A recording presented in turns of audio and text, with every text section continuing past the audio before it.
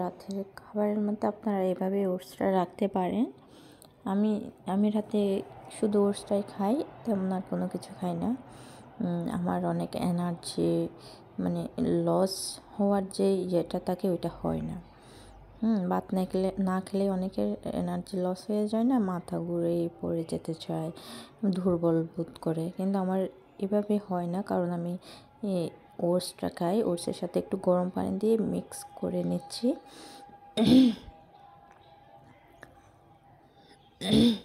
একটু দই দিয়েছি, আপনারা চাইলে দুধও দিতে পারেন, খেজুর, কলা আর ছোটো করে কাটা বাদাম, যে কোনো বাদাম দিতে পারেন, কাজু বাদাম, কাঠবাদাম, যেটা ইচ্ছে আপনাদের বাসায় যা থাকে তাই ভালো করে মিক্স করে নেবেন। খেজুরটা দেওয়ার কারণে আপনার একটু খেতে ভালো লাগবে, একটু হালকা সুইট মনে হবে, একটু কামড় পড়বে। আমি এভাবে দিই, এভাবে খেয়ে আমার মানে হয়। এইটা খাওয়ার আগে যদিও আমি 2-1.5 ঘন্টা মতো ওয়ার্কআউট করে এসেছি, আর রাতে আমার এইটা খাওয়ার পরে আর কোনো দুর্বল লাগে না, ভাত না খেলেও। ফিটনেস যদি আপনারা চান তাহলে এইভাবেই রাতে ভাতটা বাদ দিয়ে মানে একটু খাবার খেতে হবে, হেলদি ফুড খেতে হবে।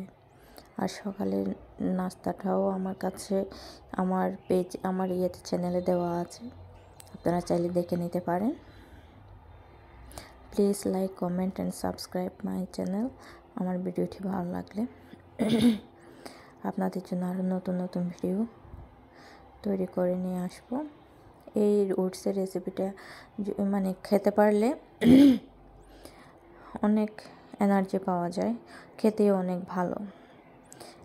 টক দইয়ের কারণে আপনার মেদটাও কন্ট্রোল হতে সাহায্য করবে।